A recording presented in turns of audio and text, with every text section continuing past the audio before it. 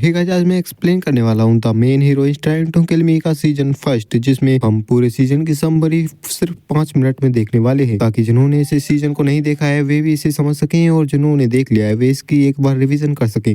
बिना देर किए स्टार्ट करते हैं। तो कहानी की शुरुआत होती है जहाँ पर हमें दिखाया जाता है फ्रे रेयन स्टारलाइट से, जो कि एक हीरो है जो कि अपनी पिछली जिंदगी में दुनिया को बचाने के लिए विलन बन जाता है और अपने दोस्तों और प्यार करने वालों को मार देता है और दुनिया भी तबाह कर देता है। वह सोचता है इसे एक दुनिया की एक हैप्पी एंडिंग होगी और नई एक दुनिया बन सकेगी, लेकिन मरने के बाद वह 10 साल पीछे अपनी जवानी में वापस आ जाता है। यहाँ उसे एक नया सिस्टम मिलता है, पाथ ऑफ फॉल्स इविल का। यह सिस्टम कहता है कि फ्रे को अगर अच्छे काम करने हैं तो उसकी लाइफ फोर्स कम होती जाएगी, मतलब उसकी जान जाती ही जाएगी।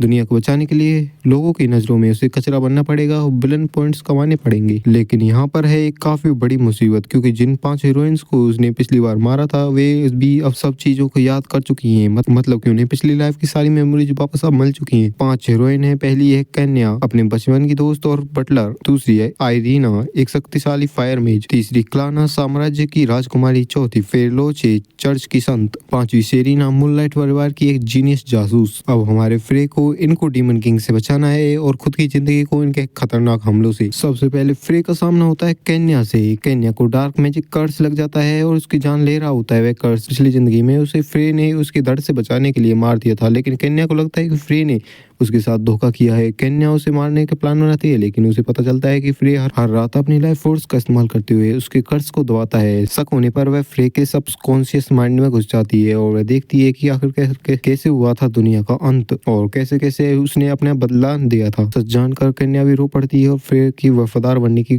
शपथ लेती है। अब वह अकेली है जो कि फ्रे का सच जानती है। तो वही हमें दिखा जाता है। तो वही अकेडमी में फ्रे अपने आप को एक घमंडी और अमीरजादे की तरह दिखाता है, ताकि वह विलन पॉइंट कमा सके और कुछ चैप्टर्स में वह स्टोन ऑफ डोमिनेशन को भी खरीदता है, ताकि वह डीमन किंग के हाथ में ना लग जाए। इसके कुछ चैप्टर्स के बाद फ्रे और आयरीना एक जंगल में टेलीपोर्ट हो जाते हैं। आयरीना को जान बचाने के लिए फ्रे अपना चेहरा छुपा लेता है और अपने नाम को रयान बताता है। वो आयरीना को खतरनाक राक्षस से बचाता है और बुरी तरह घायल हो जाता है। आयरीना कंफ्यूज होती है कि वह यह अनजान रयान तो फ्रे जैसा क्यों दिख रहा है, जबकि फ्रे तो एक बुरा इंसान है। कहानी में एक बड़ा मोड़ तब आ जाता है जब सेरीना अपनी इन्वेस्टिगेशन से पता लगा लेती है कि फ्रे जानबूझकर विलेन बनने की कोशिश कर रहा है। उसे पता चलता है कि अगर फ्रे का सच किसी को भी पता चल गया तो सिस्टम द्वारा फ्रे को पेनल्टी दी जाएगी। फ्रे को बचाने के लिए सेरीना एक काफी बड़ा कदम उठाती है। वह अपनी जादू के तरीके से अपनी याददाश्त को मिटा देती है और लेकिन खुद पर एक एब्सोल्यूट ओबिडियंस का कर्ज लगा देती है। उससे वह याद तो कुछ नहीं रख पाएगी, लेकिन उसकी आज्ञा को मानने के लिए मजबूर हो जाएगी। सीजन के अंत के आते आते डीमन किंग के चमचे कॉमनर डेमोनेट्री पर हमला कर देते हैं। छात्रों को बलि देकर बड़ा मैजिक सर्कल बनाने की कोशिश करते हैं। सभी हीरोइन मिलकर उसे रोकने का फैसला करती है। फ्रे भी वहां पर पहुंच जाता है। Stone of